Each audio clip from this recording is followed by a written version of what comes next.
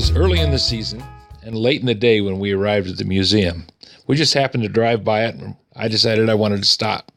It was a time well spent because it's a treasure trove of antique tools. There's multiple buildings on the grounds.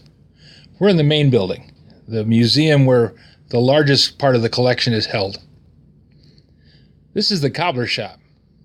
Looks like cobblers spend as much time making shoe lasts as they do making shoes. Now this is the gun shop. That machine right there in the front, that's for rifling the barrels on muskets.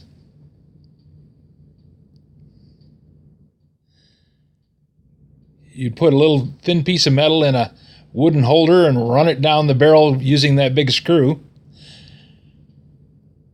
Here are some of the smaller tools used to build guns.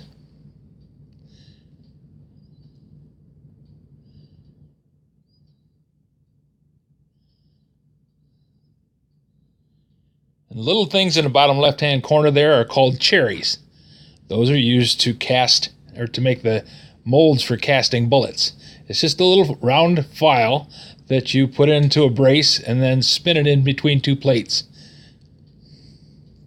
These are lead casting materials and bullet molds. Another view of the rifling machine.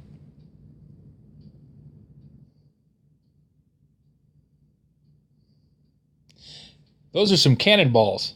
They must have really made some awfully big rifles. The museum had the largest collection of anvils I've ever seen.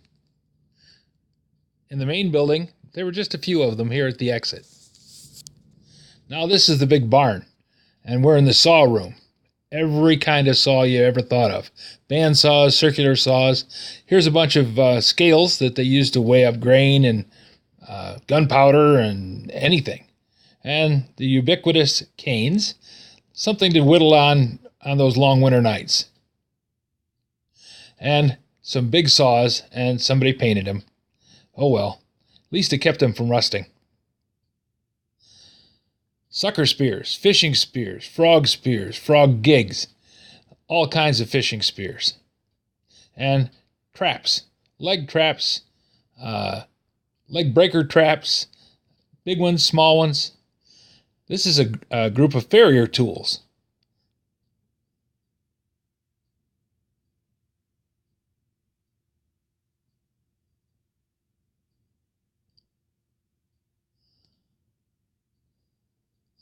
And here we are in an area where the blacksmith had made more farrier tools. Actually, the farrier probably made his own tools. And this is a picture that I took just because I wanted to get a picture of the feet on that corn sheller. I was rebuilding one at the time and wanted to understand how it was made. Mine had rotted off long before. Another shot of the corn sheller.